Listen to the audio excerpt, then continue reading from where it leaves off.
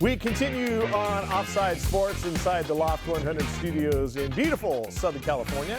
Presented by Turtlebox Audio, waterproof, durable, and insanely loud. Find their industry-changing portable speakers at turtleboxaudio.com. This portion of the program presented by Emerald Spear Tequila, a veteran-owned small batch tequila inspired by brotherhood and coastal adventure, crafted in the highlands of Jalisco for those who appreciate uncompromising quality. Find the bottle nearest you at emeraldspear.com.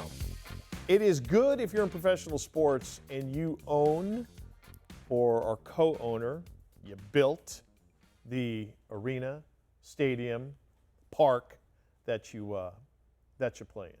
It's just Perfect. Goes without saying. If you've got that, I'm not going to say you're on easy street, because as was it Biggie said, more money, more problems. Yeah, that's what they say. Yeah, I know the street culture. But that's one of your problems. All that money. But now, sports franchises and arenas and parks in like the physical structure, it's not the Rolex watch anymore. It's not the Lamborghini or the Ferrari. The yacht. It's not even the yacht or the airplane. It's the ballpark, the stadium, and the team. Dave, Allison, that is the way people now in the upper elite financial levels of the world kind of measure their you-know-whats with each other. Yeah, they want to be sports owners. They want to bring all their friends and brag about it at cocktail parties and have them to the suite, the owner's suite, and wine and dine people and splashing that money around. I mean, that's the way it has been for a while now, right? Over the last 10 years, you've seen a lot of this, where people are trying to get in to buy teams. So you look at the Kroenke-Walton family, for example. You know, part of the family owns the Broncos and the Avalanche, and part owns the Rams, and you've seen more and more where they're sitting there buying into pro teams. Even actors are jumping in, like Will Ferrell, one of the owners of LAFC. Yep. But you're seeing that people are jumping in, and at first when these franchises were being sold, you're going, man, that's a lot of money for a franchise. And if you recall, just with the Padres, as we were talking about, in the mid-'90s, the Padres were sold for $80 million. Okay, now you have players who make almost that per season. I mean, that wasn't that long ago. We're talking 30 years ago. Right. And now all of a sudden you're seeing franchises go for $5 billion. The Cowboys worth $10 billion. And I tell you right now, the $10 billion I think is a low number. If you look at Jerry Jones, and he bought the team for $150 million in the late 80s, if you put that team up for sale, it's the Dallas Cowboy brand, that he's getting more than $10 billion. I mean, look how many more people that we hear about, these billionaires that have more than $10 billion. Yeah. And so even guys who might not be sports fans, as Mike just said, that's how really the wealthy are showing their wealth, by owning the pro franchises. And for the Dodgers back in 2012, the Guggenheim Group jumped in for $2 billion. Everyone thought the Dodgers were nuts. And they said, look, we're in the money-making business. They got a big name with Magic Johnson to say, we got a face, and we're going to sit there and grow this brand. And the Dodgers are now have that property that is worth so much. The only thing they don't own is the parking lot, which is bizarre. But because they couldn't get it in the buy. Yeah. But at the same time, if they had Dodgers and the Guggenheim Group decide we're selling, Mark Walters is the name face, they would get close to $10 billion. It's the brand. The Yankees were bought for $10 million in their early 70s. The Yankee brand's worth a lot more than $10 million. So it's an investment that pays off.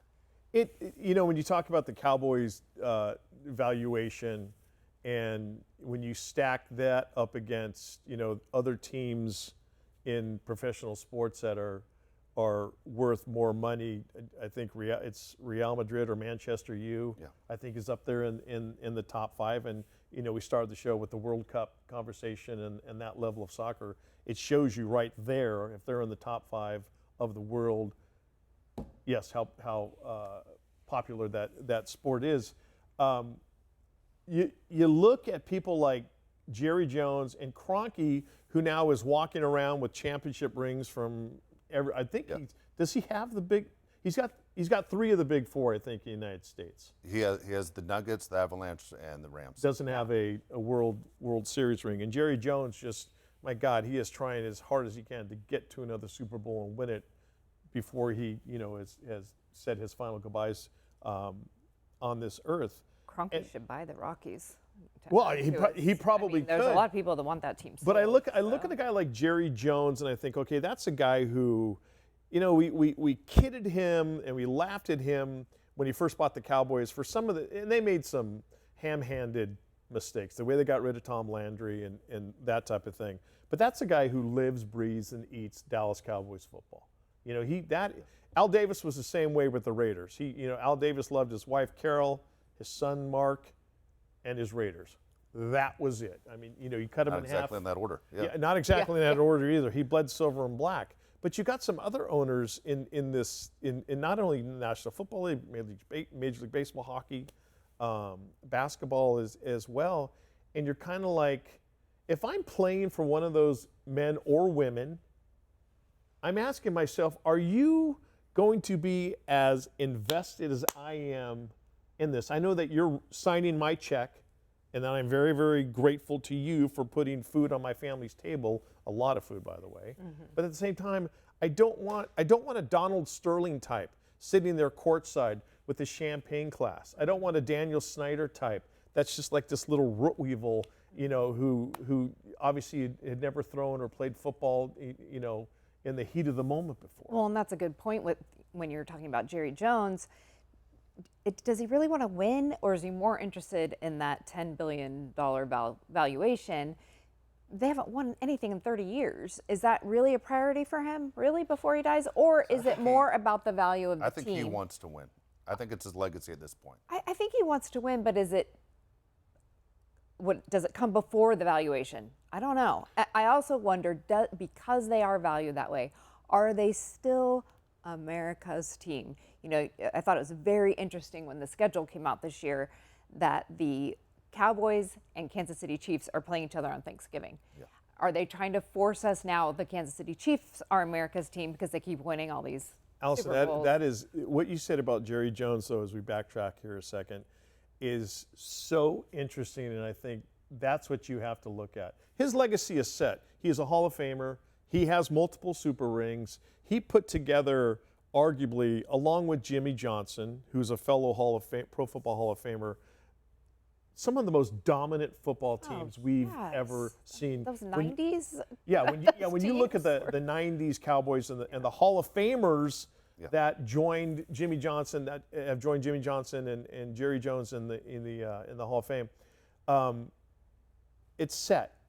Like when 100 years from now, and people say, well, Jerry Jones, you'll go dynamic owner, loved his team, built one of the greatest palaces for all of sports. He's obviously making money off of AT&T, and it has nothing to do with football games. Right. He's hosting all the big college games, all the big events now. The World Cup. The World Cup. Thank you. But I think I really do wonder if, in fact, getting another ring is as important to him as the valuation. But he just gets up in the morning, and how much money has he already made from the night before?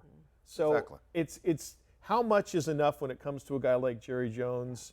His family is taken care of for generations to come. So I would be one to say, I think it is the ring. I think it's the only thing he can't buy. He can buy anything else. Dave, that's such such a great $350 point. million yacht. Yeah, you can't buy you can put the team together to try to get you to the Super Bowl, but you can't just walk in and go, I need my 4th Super Bowl ring. Get it for me. And Mark Cuban, who when he used to own the Dallas Mavericks, he made a great point, and I would think about this all the time as a sports fan. So there are two kinds of owners: those who hate to lose games and those who hate to lose money. Oh. And if you're a fan of a team where the owner hates to lose money, you're messed up. You have no chance. And so you're seeing it in baseball. You're seeing it with the Pirates. You're seeing it with the Rockies. You're seeing owners that people still go to the ballpark. I mean, Colorado has this big ballpark, and it is full all the time. I went and saw it in person a year ago. And I asked people, middle of summer, what are you guys doing here? You're 27 games out. Well, it's even worse now. I mean, they're on pace to be the worst team in the history of baseball, yet they keep loading up that ballpark. And you sit there, and as a sports fan, you're going, how is this fair to your fan base? And so the point is, if you went to a bad restaurant, Mike, would you go back the next week? No. So why do fans continue to show up? I think with baseball, I think it's with if you've got a really, really bad NFL team, fans are like, I'm out. It's a hassle to go to the game. The prices are high. It's a different mindset of a crowd. It's an angry crowd per se. Baseball now, the game, if your team's playing well, you're locked in and you're loving it. But if you're a Pittsburgh Pirate fan, you're like, you know what? It's going to the ballpark. It's being with my friends. It's Allison and I hanging out, having peanuts and laughing and joking and kind of casually watching the game. And there's another way that they hook us. Experience. It's an experience, and it's another way that they hook us if the team isn't that good. But yeah, you want your owner hate to lose. Yes. And we know so many men and women that are like, no, I want to make money. I don't want to lose money. Exactly right. No, that's exactly right. All right, when we get back, we will see what Allison Ratzlaff has for us as far as the GOTS are concerned. We'll also get to the bots. GOTS and bots. It's a rhyme. Stay with me here. Stay with us here as Offside Sports continues after this. The GOTS and the bots.